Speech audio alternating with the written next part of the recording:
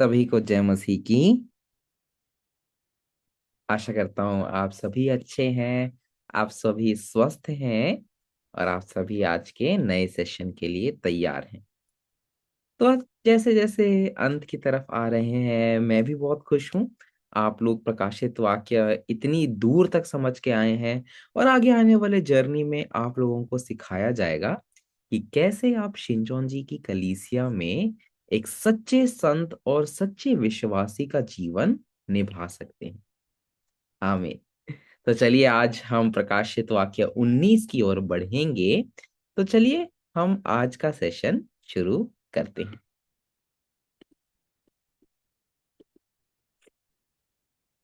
तो चलिए सबसे पहले हम आज का टाइटल साथ में पढ़ते हैं। चलिए साथ में पढ़ें। 3, 2, 1। शारीरिक और आध्यात्मिक मेमने का विवाह भोज। आमीन। चलिए फिर से पढ़ें। 3, 2, 1।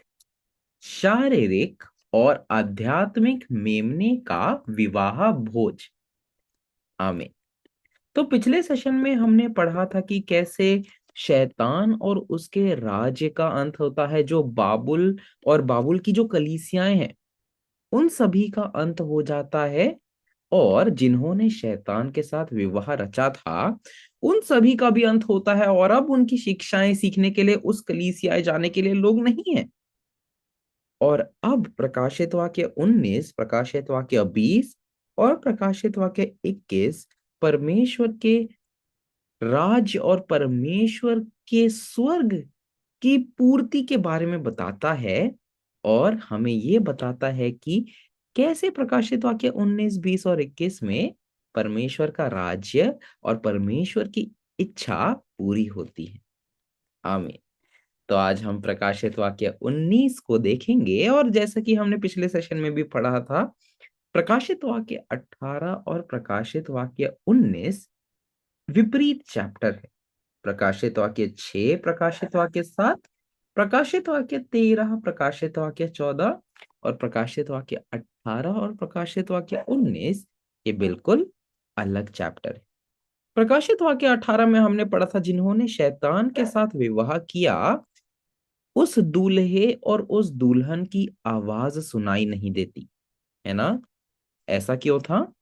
क्योंकि उन झूठे पादरियों ने, जिन्होंने पूरी दुनिया को भ्रमाया था, उन झूठे पादरियों का अब झूठा वचन प्रचार नहीं हो सकता। ये उनका न्याय था। लेकिन प्रकाशित वाक्य 19 में वो दुल्हन और मेमने के साथ जो विवाह रचा जाता है, उस विवाह के द्वारा उद्धार प्राप्त किया जाता है। आमीन। प्रकाशित वाक्य 18 में सभी जातियों ने वो व्यभिचार की मदिरा पी ली थी, लेकिन प्रकाशित वाक्य 19 में एक ऐसा भोजन है जो परमेश्वर का भोजन है, जो गुप्त मन्ना है, जिससे उद्धार प्राप्त होता है, जिससे लोग गिरते नहीं हैं। आमीन। तो इसीलिए प्रकाशित वाक्य 18 का न्याय होना जरूरी है, ताकि प्रकाशित वाक्य 19 का उद्धार हो सके।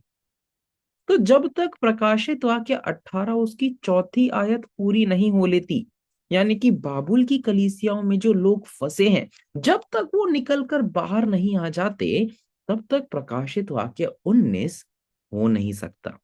और प्रकाशित वाक्य 19 मेमने के विवाह भोज के बारे में बताता है। तो हमने विवाह भोज के बारे में पढ़ा है ना। आप लोगों को क्या क्या याद है उसके बारे में? कुछ चीजें याद होंगी जो हमने विवाह के बारे में पढ़ा था, आध्यात्मिक विवाह के बारे में। जब हमने पढ़ा था तो हमने जाना था दुल्हन क्या होता है, दूल्हा क्या होता है, दूल्हा कैसे अपना बीज दुल्हन को देके एक परिवार बनाता है। उसी प्रकार में हमने आत्मिक रूप में समझा था। प्रकाशित वाक्य 19 एक ऐसा चैप्टर है जो मेमने के विवाह भोज के बारे में बताता है। यानी कि मेमने का विवाह किसके साथ होगा, ये विवाह कहाँ होगा, ये कब होगा, इसमें कौन अतिथि आएंगे, ये सारी बातें हमने जानी थी। तो क्या क्या हमने जाना था? दूसरे आगमन में जिसका विवाह होता है वो है दूल्हे के रूप में यीशु मसीह, दुल्हन के रूप में जो जय पाने वाला व्यक्ति है, या फिर आज के वक्त वाचा के पादरी जो कि देह में है। दूल्हा हमेशा आत्मा में होता है, दुल्हन देह में होती है। ठीक है। जैसे पहले आगमन में कौन दूल्हा और कौन दुल्हन थी? पहले आगमन में दूल्हा परमेश्वर थे। ठीक है। परमेश्वर ने कहा था ना होशे में कि मैंने तुम्हें अपनी पत्नी ठहराया। तो यहां पर दूल्हा परमेश्वर थे पहले आगमन में, और पहले आगमन में दुल्हन यीशु मसीह थे, जिन्होंने परमेश्वर के बीच से 12 शिष्यों को जन्मा था। इसी प्रकार दूसरे आगमन में जो जय पाने वाला व्यक्ति है, जो दुल्हन बन के आता है, वो यीशु मसीह से बीज लेता है और उसी बीज के माध्यम से 12 गोत्र का निर्माण करता है। ठीक है। अब ये विवाह भोज का स्थान कहां पर है? ये वह स्थान है जहां पर यीशु मसीह और उसके 1,44,000 जन, राज्य और याजक बैठे हैं। ये वही स्थान है जहां पर परमेश्वर अपना अड्डा बनाएगा। ये वही स्थान है जहां पर वाचा के पादरी और 12 गोत्र दिखेंगे। ये वही स्थान है जो कि स्वर्ग है, साक्षी के तंबू का मंदिर है जो सिय्योन पर्वत है। और आज के समय शिनचोंजी यीशु की कलीसिया साक्षी के तंबू का मंदिर। आमीन। तो इन्हीं पॉइंटर्स के साथ चलिए फिर हम लोग आज के सेशन और आज के चीजों को हम समझते हैं गहराइयों में। आमीन। तो चलिए हम पढ़ते हैं प्रकाशित वाक्य अध्याय 19, उसकी पहली से छठी आयत। चलिए साथ में पढ़ते हैं और समझते हैं क्या क्या बातें लिखी हुई हैं। प्रकाशित वाक्य अध्याय 19, उसकी पहली से छठी आयत। सबसे पहले लिखा है, इसके बाद मैंने स्वर्ग से मानो बड़ी भीड़ को ऊंचे शब्द से यह कहते सुना, हालेलुया, उद्धार और महिमा और सामर्थ्य हमारे परमेश्वर की है। आमीन। तो सबसे पहले चीज यहां पर क्या लिखी है? इसके बाद। हमने कितनी बार इसके बाद पढ़ लिया ना। अब तो हमें समझ आ गया कि ये इसके बाद यह समझाता है कि प्रकाशित वाक्य 18 में जो बाबुल का न्याय हुआ, उन कार्यों के बाद ही प्रकाशित वाक्य 19 आएगा। तो जितने भी लोग बाबुल में अटके हैं, उन लोगों को निकलने के बाद और उस बाबुल के न्याय के बाद ही प्रकाशित वाक्य 19 के कार्य आएंगे। आमीन। तो अब यहाँ क्या है? स्वर्ग से मानो बड़ी भीड़ को ऊंचे शब्द से यह कहते सुना, हालेलुया, उद्धार और महिमा। आमीन। तो ये स्वर्ग अब कौन सा स्वर्ग है? ये वही साक्षी के तंबू के मंदिर का स्वर्ग है, जिसमें हालेलुया और परमेश्वर का सामर्थ्य और परमेश्वर की महिमा निकल रही है।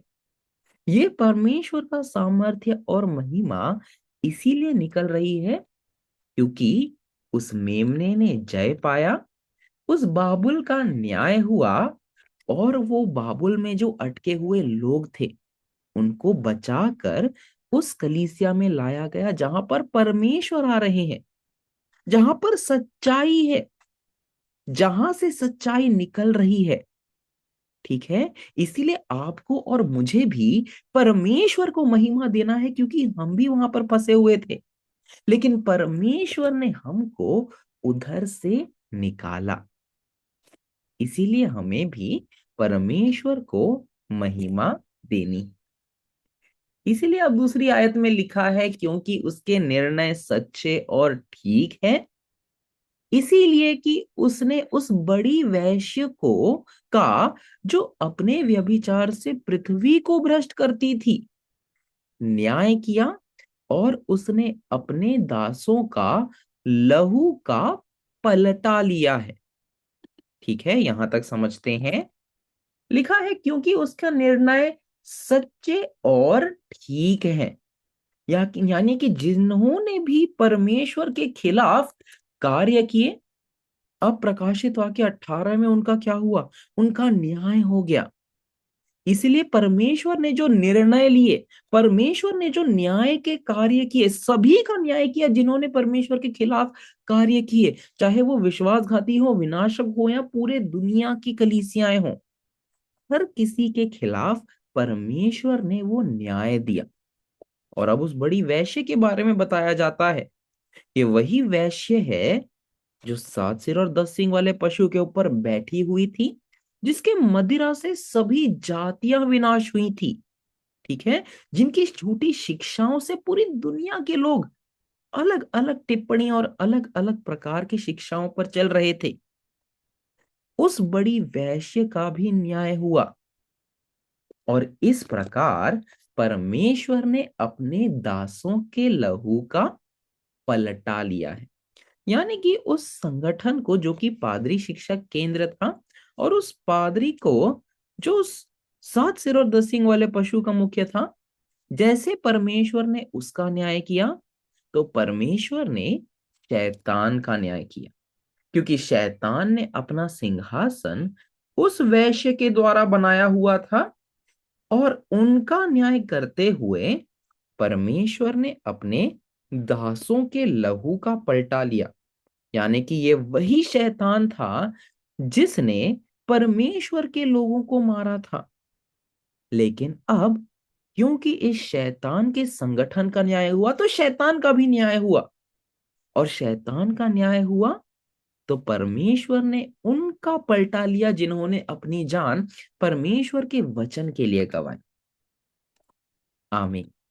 इसीलिए अब क्योंकि इस शैतान का न्याय आ रहा है, तो लोग कितने खुश हैं, वो दास कितने खुश है, वो स्वर्ग में आत्माएं कितने खुश है, और कह रहे हालेलुया, हमें बचाने के लिए, हमें बाबुल से निकालने के लिए, हालेलुया, उसका न्याय करने के लिए जिसने हमें मारा।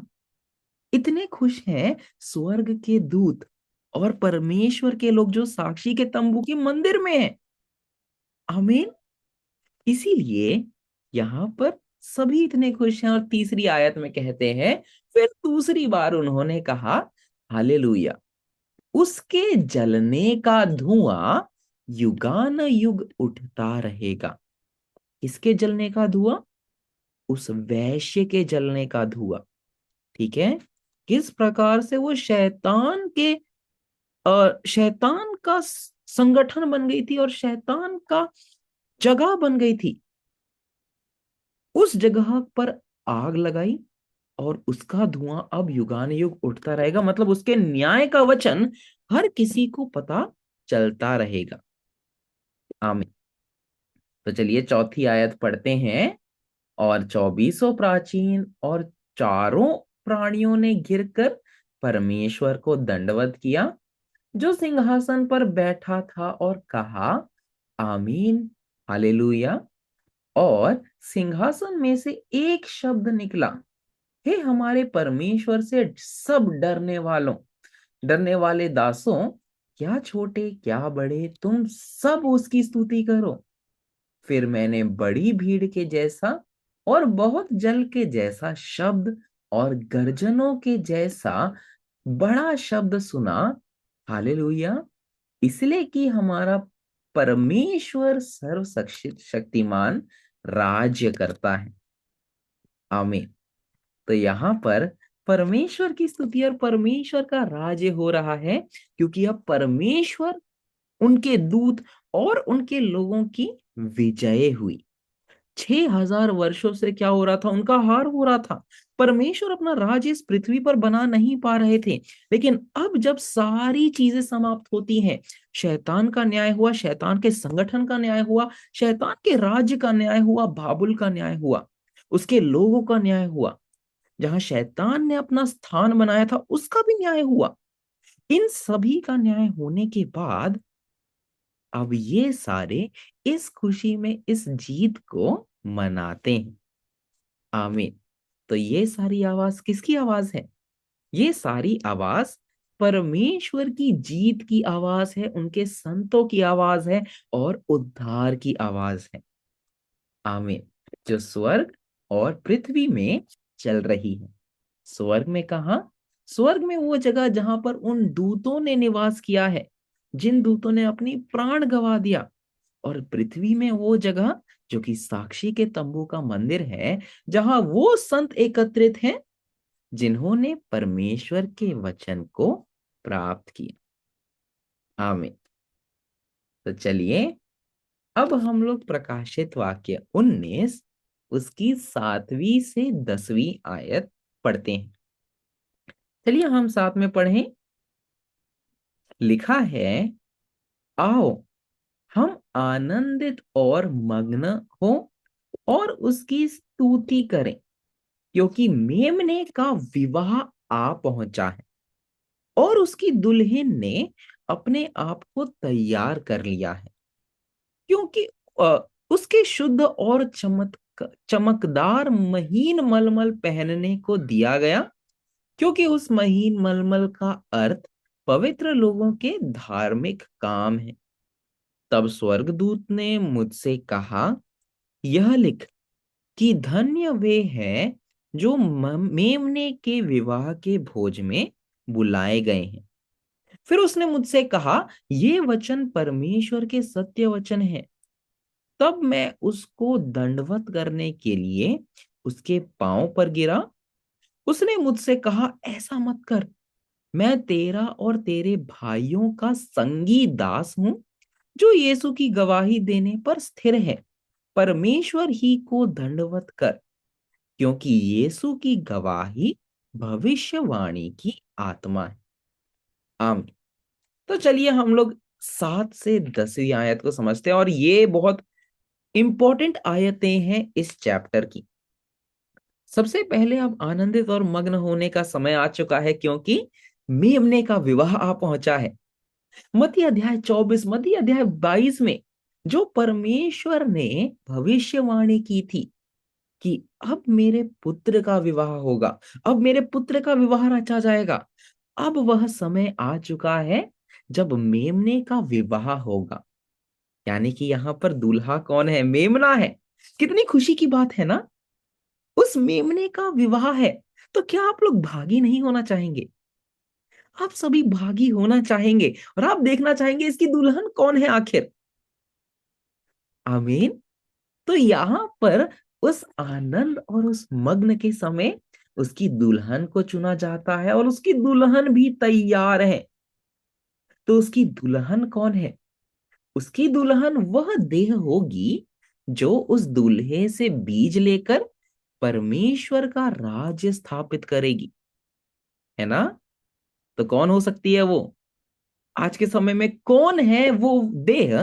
कौन है वो व्यक्ति जिसने यीशु मसीह का वचन ग्रहण करके उसके पुत्रों को जन्मा? कौन है वो? आमीन। बिल्कुल सही। वो है जय पाने वाला व्यक्ति, या फिर आज के समय का वाचा का पादरी। तो वे ये वह व्यक्ति है जिसने उस बीज को ग्रहण किया, प्रकट वचन को खाया, और उस प्रकट वचन को खाने से उन 12 गोत्रों का भी निर्माण किया। तो यहां कहा जाता है कि वो दुल्हन अब तैयार है। ठीक है, वो दुल्हन अब तैयार है। यानी कि वह व्यक्ति जिसको ये वचन हर जगह पहुंचाना है, वो भी तैयार है। इसलिए नया यूहन्ना वाचा का पादरी एक ऐसा व्यक्ति बन के आता है जो यीशु मसीह के वचन बताता है। ठीक है। उसके बारे में हमने यूहन्ना अध्याय 14 में क्या पढ़ा था? कि वो एक सहायक है। वह एक सहायक है जो यीशु मसीह के वचन आपको याद दिलाता है। नया यूहन्ना कभी खुद के बारे में या खुद के वचन नहीं बताता। जो भी नया यूहन्ना, जो भी वाचा के पादरी आपको और मुझे बताते हैं, वो सभी यीशु मसीह का प्रकाशित वाक्य है, यीशु मसीह के वचन है, और वो हमें याद दिलाते हैं। तो उस सहायक का कार्य यह है कि यीशु मसीह का बीज हम तक पहुंचाए, ताकि उस बीज से हम लोग जन्म लें। आमीन। अब ये विवाह होगा कहाँ? ये विवाह होगा कहाँ? ये विवाह कैसे होगा? ये सारी बातें हमें समझना है। लेकिन पुराने नियम और पहले आगमन से हमने समझा था कि पहले आगमन में भी विवाह हुआ था, और पहले आगमन के विवाह में हमने देखा था कि परमेश्वर की आत्मा एक दूल्हे के रूप में, और परमेश्वर की आत्मा दूल्हे के रूप में, और यीशु मसीह का देह एक दुल्हन के रूप में आता है। ठीक है। और विवाह का मतलब क्या होता है? विवाह का अर्थ एक होना। ठीक है। एक होकर कार्य करके उस बीज से उन बच्चों को जन्म देना। ठीक है। तो इसी प्रकार यीशु मसीह का देह जो कि दुल्हन था, और परमेश्वर की आत्मा जो कि दुल्हन थी, पहले आगमन में एक होते हैं।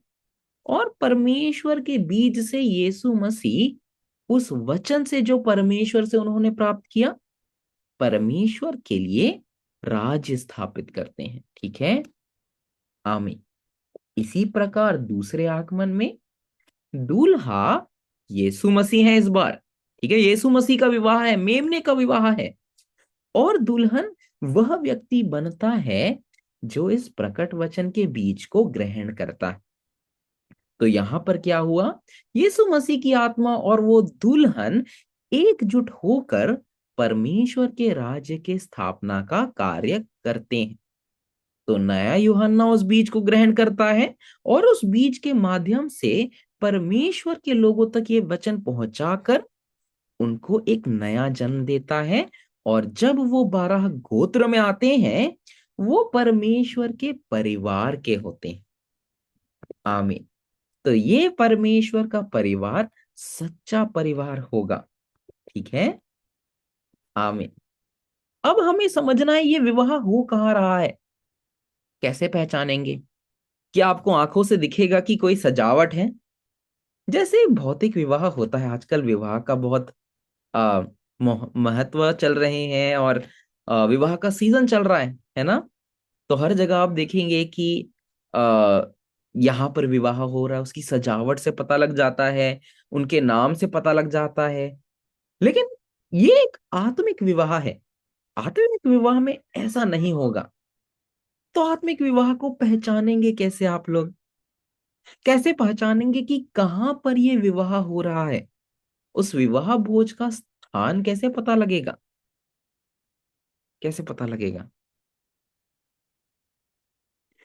आमीन। आप लोगों को याद होगा कि परमेश्वर ने कुछ वादा किया था कि उस स्थान में कुछ भोजन मिलेगा। ठीक है। तो यहाँ पर ये भोजन कहाँ पर है, और ये भोजन क्या है? मत्ती अध्याय 22 उसकी चौथी आयत। चलिए हम लोग चलते हैं और एक बार पढ़ते हैं। मत्ती अध्याय 22 उसकी चौथी आयत।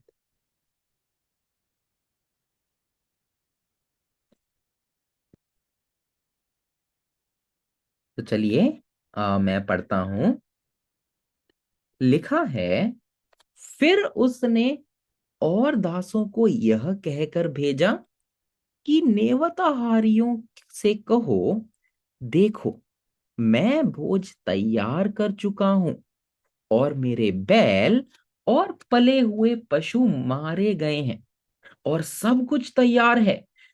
ब्याह के भोज में आओ। आमीन।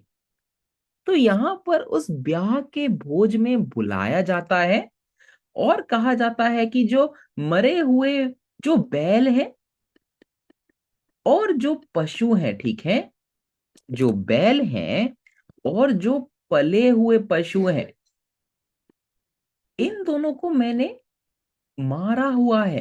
ठीक है। इन दोनों को मैंने मारा हुआ है और इनका भोज तैयार किया हुआ है। अब क्या किसी को याद है कि ये बैल और पशु क्या थे? इनका अर्थ क्या था? पहचानने का यही तरीका होगा ना, कि अगर जहां पर ये विवाह हो रहा है, क्या वहां पर ये बैल का भोजन है? क्या है वहां पर ये पले हुए पशु का भोजन है या नहीं?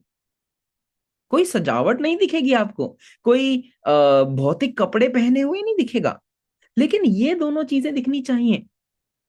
ये दोनों चीजें क्या थी? आमीन। यहां पर बैल हमेशा परमेश्वर के कार्यकर्ताओं को दर्शाता है ना। बैल का कार्य क्या होता है? हृदय जैसे खेतों को जोतना, खेत जोतता है, और खेत हृदय होता है। तो एक परमेश्वर के कार्यकर्ता का कार्य यह होता है कि हृदय जैसे खेतों को जोतना। लेकिन यहां पर क्या है? इस परमेश्वर के कार्यकर्ता को मारा गया है। ठीक है, इस बैल को मारा गया है। मारा हुआ बैल और पले हुए पशु। अब यहां पर क्योंकि इस परमेश्वर के कार्यकर्ता को मारा गया, यानी कि इस कार्यकर्ता ने, इस बैल ने कुछ गलत किया है। ठीक है, यानी कि सबसे पहले ये किसका भोजन होगा? ये विश्वासघातियों के न्याय का भोजन होगा। ठीक है, बैल को मारा गया यानी कि उनका न्याय हुआ। तो सबसे पहले आपको यहां पर इस विश्वासघाती के न्याय का वचन मिलेगा। कहां पर? इस विवाह भोज की जगह पर। ठीक है, आमीन। और दूसरा, ये पले हुए पशु।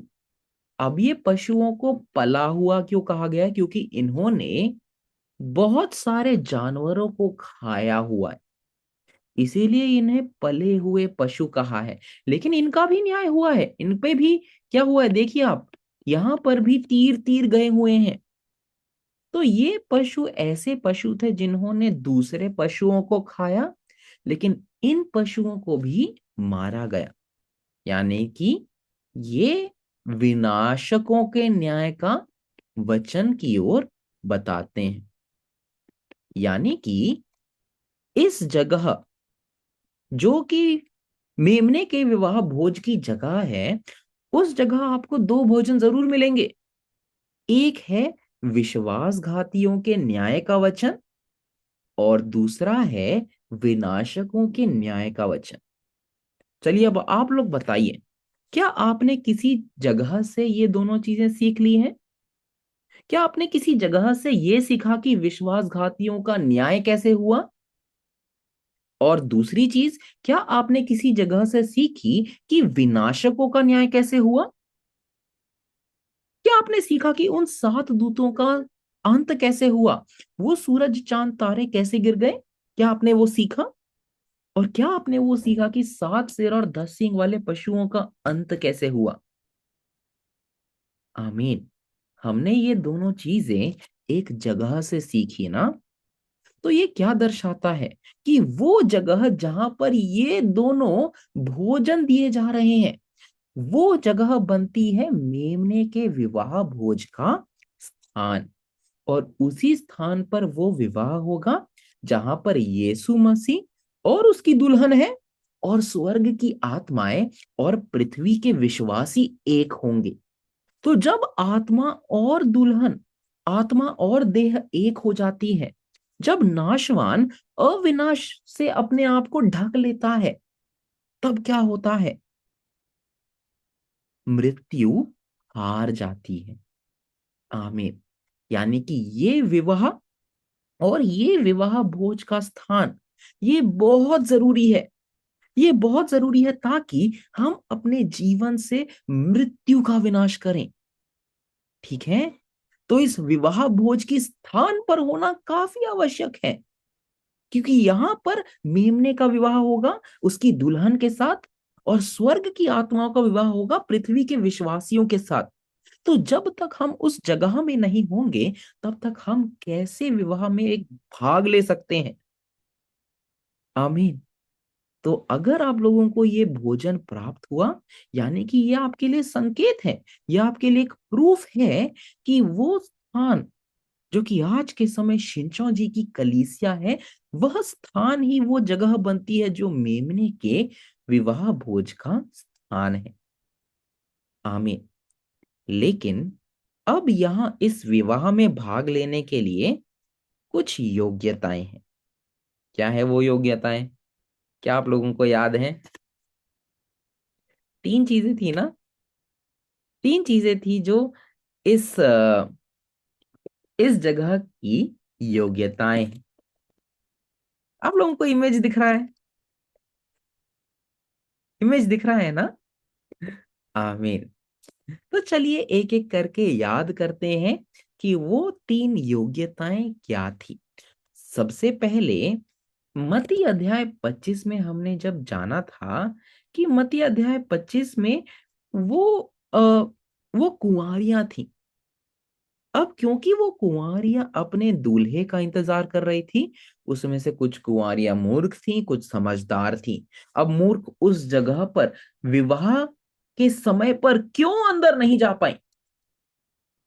क्योंकि उनके पास तेल नहीं था। ठीक है। तो दो योग्यताएं हमने समझी थी कि दीपक और तेल, ये दोनों काफी आवश्यक है ताकि आप इस मेमने के विवाह भोज में शामिल हो। तो दीपक क्या है? परमेश्वर का वचन। ठीक है। लेकिन तेल क्या है? तेल, तेल के बिना दीपक जल नहीं सकता ना। इसी प्रकार अगर आपके पास परमेश्वर का वचन है, आपके पास बाइबल तो है, लेकिन जब तक आप उसका अर्थ और उनकी वास्तविकताओं को ना जान ले, आपके पास प्रकाशित वाक्य की पुस्तकें आप पढ़ रहे हैं, लेकिन जब तक आपको उसका अर्थ और उनकी वास्तविकताओं के बारे में ना पता हो, तो ये उसी बराबर है जैसे आपके पास दीपक तो है लेकिन आपके पास तेल नहीं। तो ये तेल क्या बनता है? ये प्रकाशित वाक्य के गवाही का वचन है। ये प्रकाशित वाक्य का प्रकट वचन है, प्रकाशित वाक्य का अर्थ और उसकी वास्तविकताएं। आमीन। तो आप लोगों को जितना हो सके तेल अपने दीपक में भरना है। आप लोग वास्तविकताएं सीख रहे हैं, है ना? कि ये चीजें कहाँ हुई, इन्होंने क्या किया, कैसे किया, हर एक छोटी चीज सीख रहे हैं आप लोग। तो ये सारा आपके दीपक के लिए तेल है। अब इस तेल को लेकर आपको हृदय में रखना है ताकि आपका दीपक जलता रहे। ठीक है। तो भले ही हम सेंटर के अंत में आ रहे हों, लेकिन जैसा मैंने बताया कि ये अंत ही बिल्कुल अंत नहीं है। आपको इसके बाद एक और बार लेना पड़ेगा। ठीक है।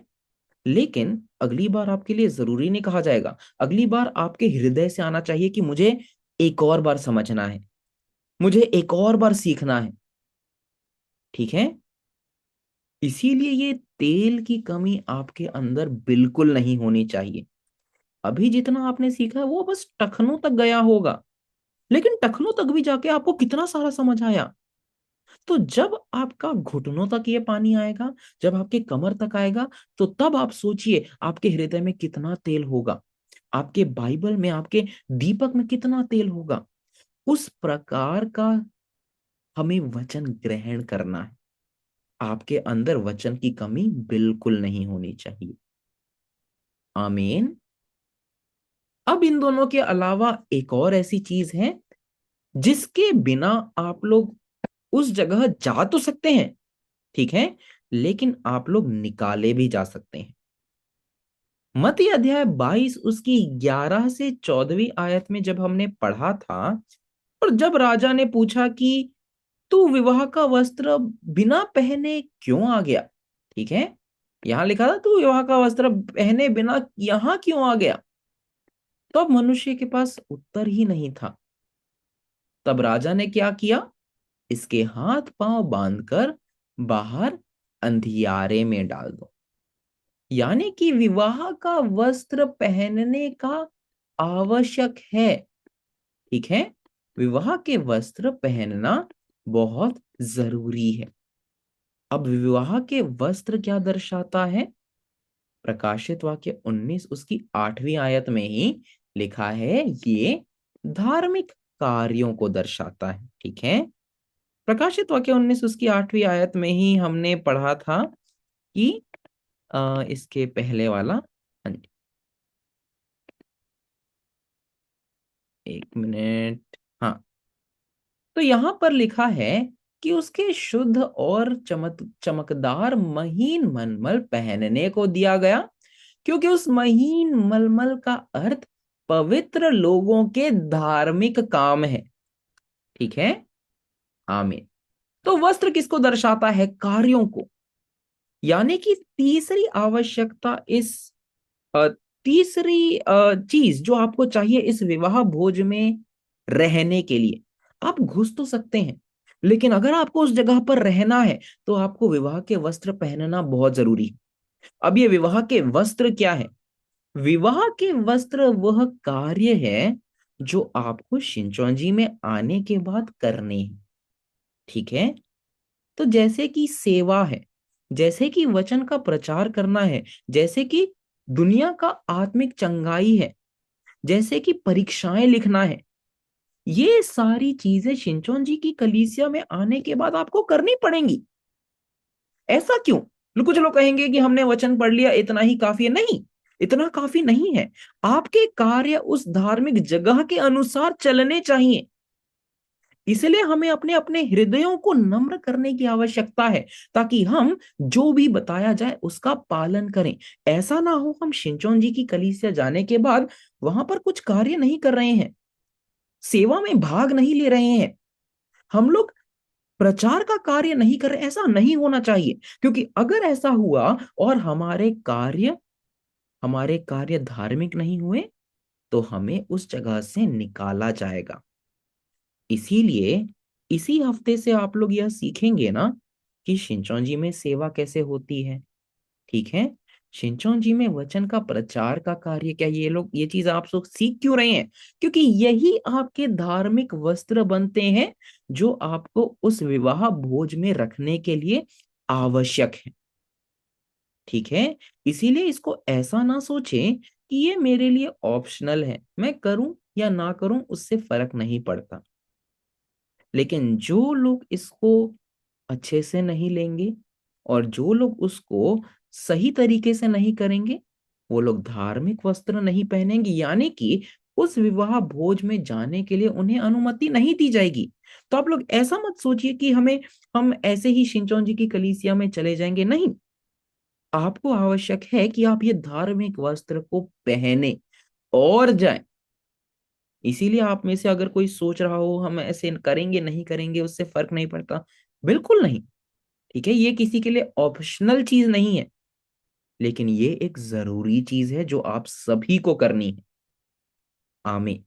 इसीलिए इन चीजों को सीरियसली लें, और जब आपको सेवा दी जाए उस सेवा को समझे कि परमेश्वर को सेवा कैसे दी जाती है, और उस वचन के प्रचार का कार्य भी कैसे करना है। ठीक है? अगर नहीं किए तो आगे जाने को आपको अनुमति नहीं होगी, क्योंकि उस विवाह वस्त्र के बिना परमिशन नहीं है, अलाउ नहीं है, क्योंकि यही परमेश्वर के नियम है और योग्यताएं हैं जो आपको पालन करनी है। आमीन। इसीलिए इन तीन चीजों का जरूर याद रखें। ठीक है? आपके पास दीपक होना चाहिए, उससे जरूरी आपके दीपक में तेल होना चाहिए, यानी कि आपको परीक्षाओं में भी पास होना है। ठीक है? आपके परीक्षा के लिए भी आपको मटेरियल दिया गया है, उसको अच्छे से समझे, अच्छे से पढ़े और अच्छे अंकों से पास हो।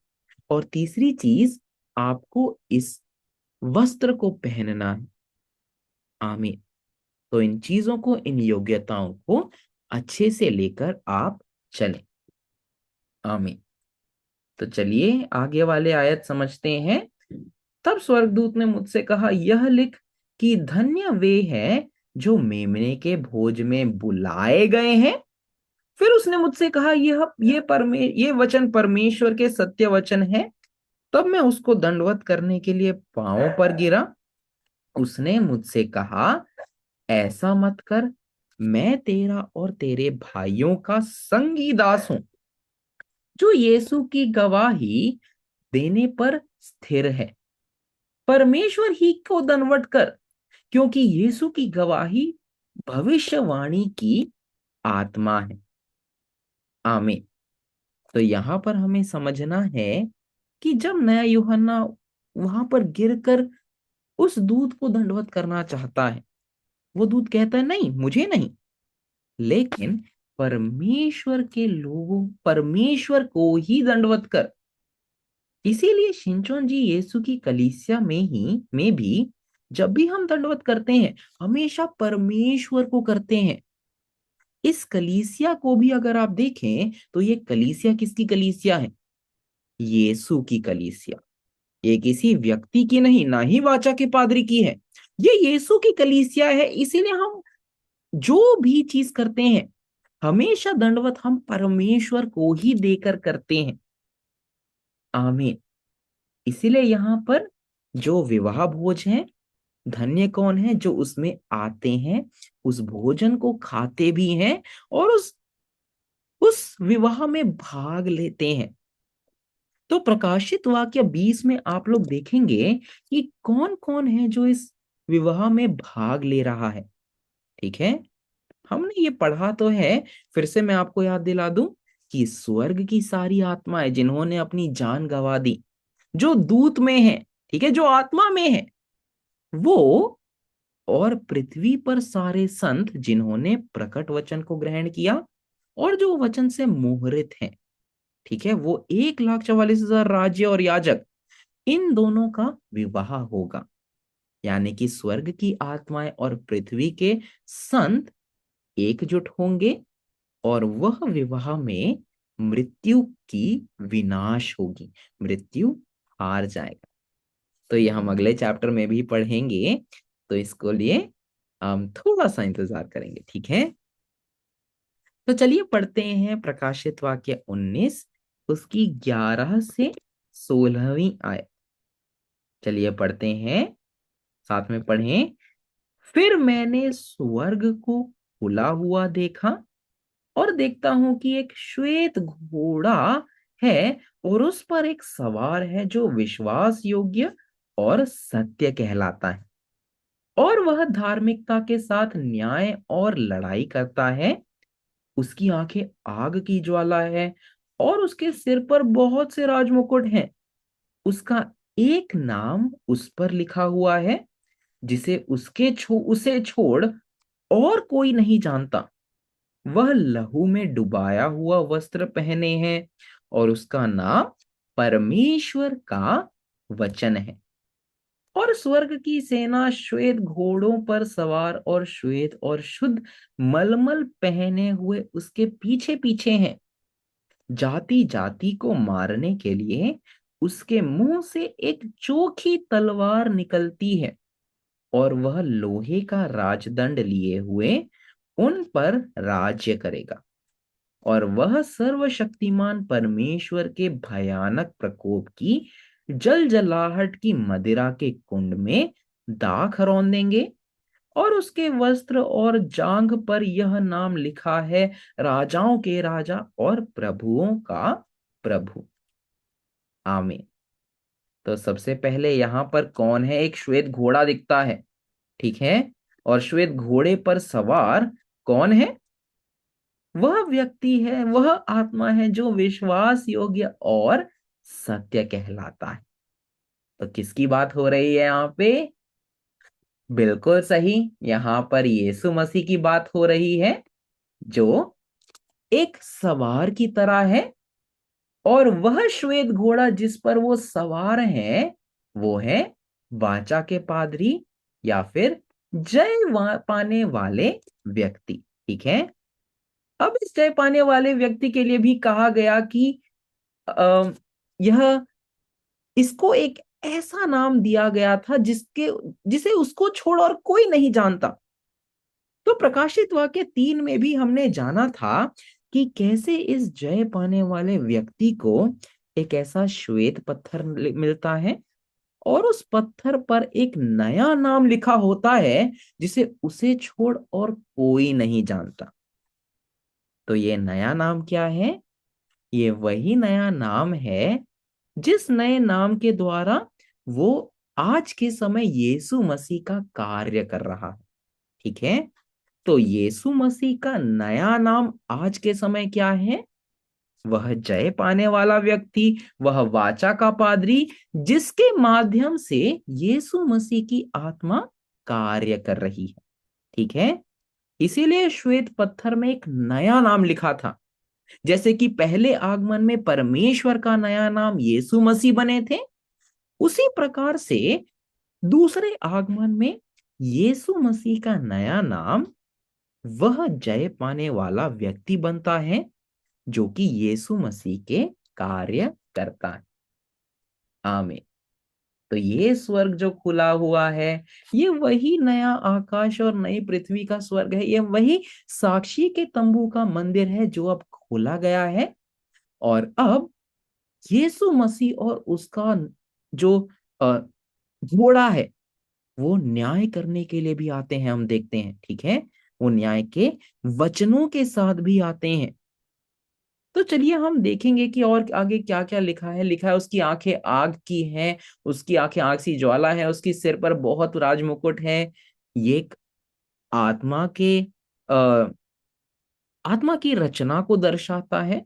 ठीक है, ये जो हमने प्रकाशित वाक्य एक में भी पढ़ा था, ऐसी ऐसे ही आत्मा का जो रचना यीशु मसीह ने बताई थी, जिस रूप में वो आए थे उसके बारे में भी बताया था। तो ये उसी के बारे में बताता है। और लिखा है उसका एक नाम उस पर लिखा है, और जिसे उसको छोड़ कोई नहीं जानता। तो यीशु मसीह ही जानते हैं वो किसके साथ कार्य करेंगे, और वह घोड़ा ही जानता है उस सवार के बारे में। ठीक है, और वह लहू में डुबोया हुआ वस्त्र पहने हैं, और उसका नाम परमेश्वर का वचन है। ठीक है, तो यहाँ यीशु मसीह को परमेश्वर का वचन क्यों दर्शाया गया है? क्योंकि पहला यूहन्ना अध्याय 1 और यूहन्ना अध्याय 1 में यीशु मसीह ही वह वचन थे जो देह बन के आया।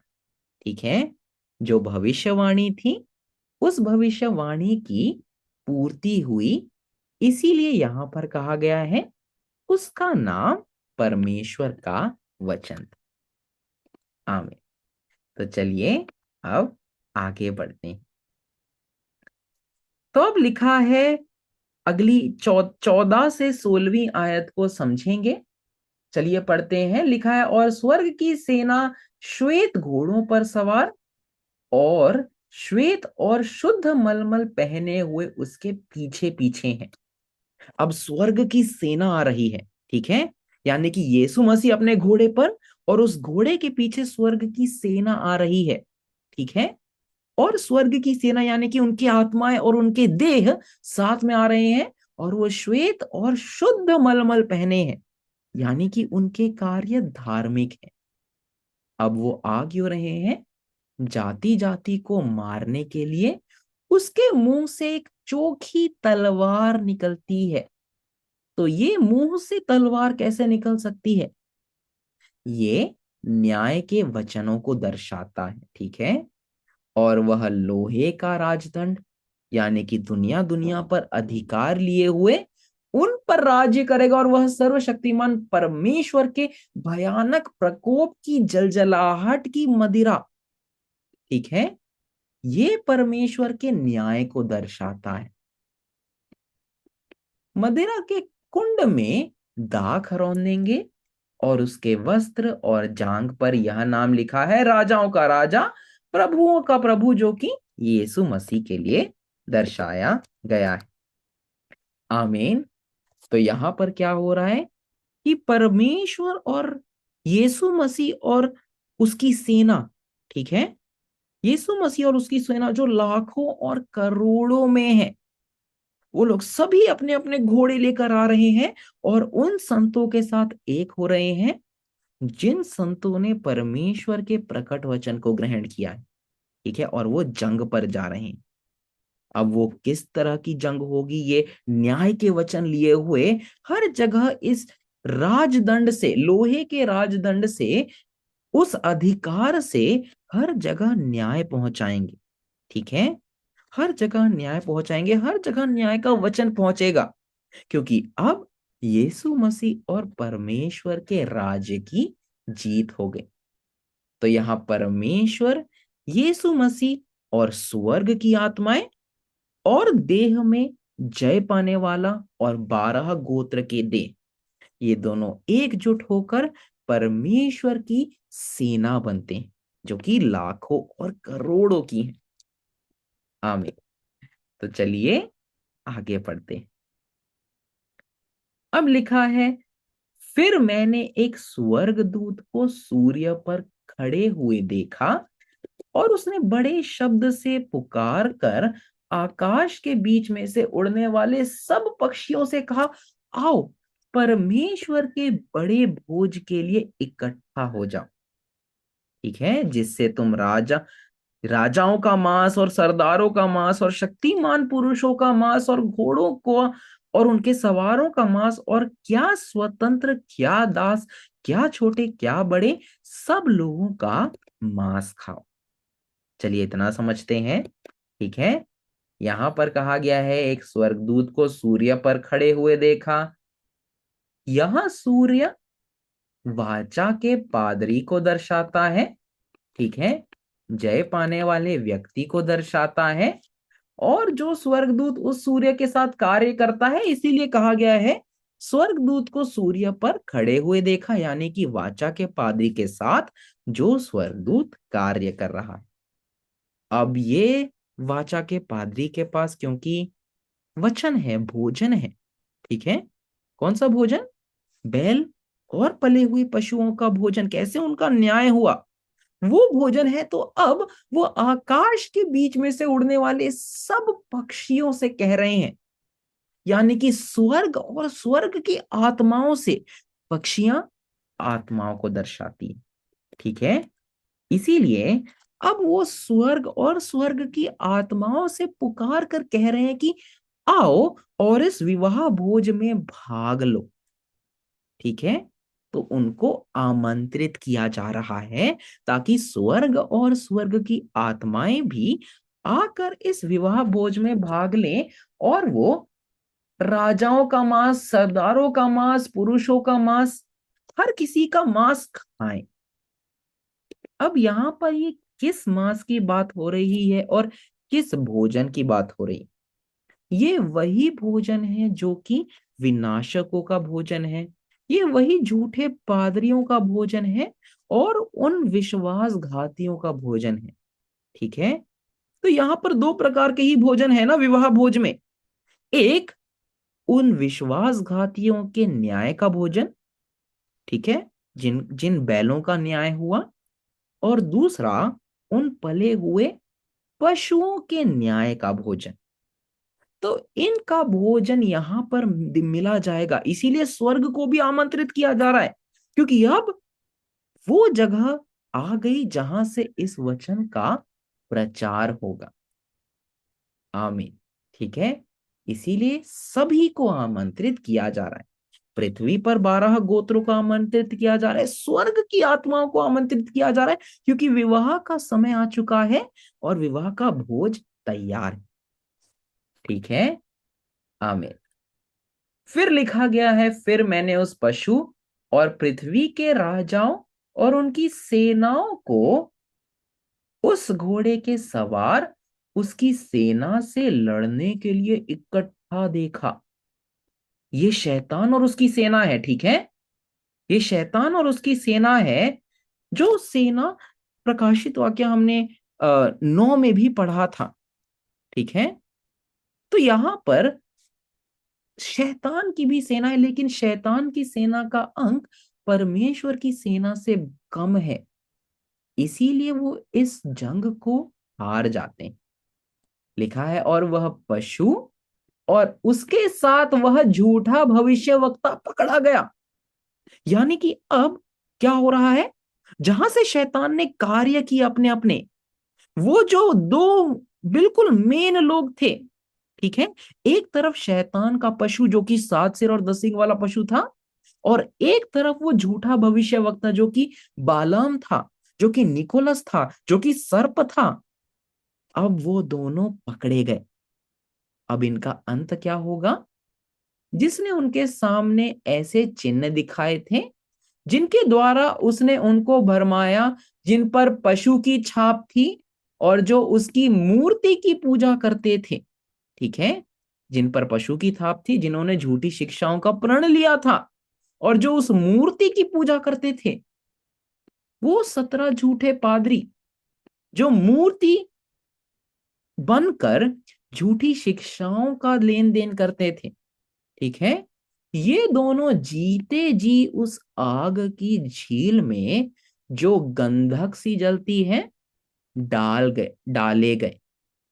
आमीन।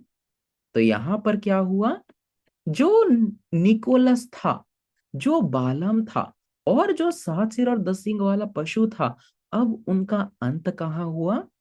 उनका अंत उस आग की झील में हुआ। और लिखा है ये झील में इनका अंत जीते जी हुआ। ठीक है। यानी कि ये नरक एक ऐसी जगह है जहां पर अनंत तक मृत्यु है, अनंत तक पीड़ा है। लेकिन स्वर्ग कैसी जगह है? जहां पर अनंत जीवन है, अनंत खुशी है। तो आप कौन सा जाना पसंद करेंगे? अनंत पीड़ा वाली जगह पर या अनंत खुशी वाली जगह पर? अनंत खुशी वाली जगह पर, है ना? इसीलिए हमें उस विवाह भोज में भाग लेना बहुत आवश्यक है। ठीक है। तो यहां पर उस निकोलस, उस पशु का भी अंत कैसा हुआ? उनके आत्मा की मृत्यु और उस नरक में जाने से इनका अंत हो चुका है। आमीन। और शेष लोग उस घोड़े पर के सवार की तलवार से जो उसके मुंह से निकलती थी मारे डाले गए, और सब पक्षी उनके मांस से तृप्त हो गए। आमीन। तो जो बचे हुए लोग थे उनका भी न्याय न्याय के वचन से हुआ।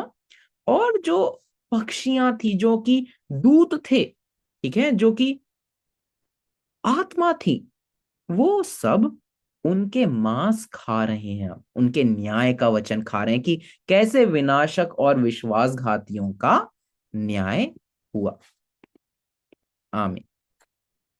तो चलिए अब आखिरी आयतों के साथ चलते हैं, और आज का समय हम यहीं समाप्त करेंगे। ठीक है। तो आज हमने समझा कि कैसे प्रकाशित वाक्य 19 में कैसे हमने इस जगह पर और इन लोगों पर जिन्होंने विनाश और विश्वासघात किया, कैसे ये भोजन के रूप में एक विवाह भोज में दिए जाते हैं। और विवाह भोज में इस भोजन को दिया जाता है जो कि बैल और पशु है। तो यहाँ पर सबसे जरूरी बात हमारे लिए क्या है? सबसे जरूरी बात हमारे लिए यह है कि सबसे पहले हम उस विवाह भोज की जगह को पहचानें। ठीक है। विवाह भोज की जगह को पहचानने का क्या तरीका है? दो भोजन मिलने चाहिए, मरा हुआ बैल और मरा हुआ पशु। यानी कि जिन विश्वासघातियों का न्याय हुआ, उनका न्याय कैसे हुआ उस जगह पर वो वचन मिलना चाहिए, और उस विश्वासघातियों का न्याय कैसे हुआ उस जगह पर वो वचन भी मिलना चाहिए। अगर उन उस कलीसिया और उस जगह पर ये दोनों भोजन प्राप्त है, तो ये हमें बताता है कि वही सच्ची जगह है, वही वो जगह है जहां पर विवाह होने वाला है। ठीक है। लेकिन अब जब आपको पता लग गया कि वहां पर विवाह होने वाला है, तो अब आप जाना चाहेंगे, है ना? क्योंकि मेमने का विवाह है, कौन नहीं जाना चाहेगा? लेकिन उस जगह जाने के लिए कुछ योग्यताएं, 3 योग्यताएं: दीपक, तेल और विवाह के वस्त्र। दीपक यानी कि बाइबल, तेल यानी कि उस वचन में गवाही का वचन जो कि प्रकाशित वाक्य की पूर्ति का वचन है और उसके अर्थ हैं। और तीसरा, विवाह के वस्त्र यानी कि धार्मिक कार्य। तो आप लोगों के पास वो प्रकट वचन होना आवश्यक है, और उस प्रकट वचन के अनुसार हमें कार्य करना आना चाहिए।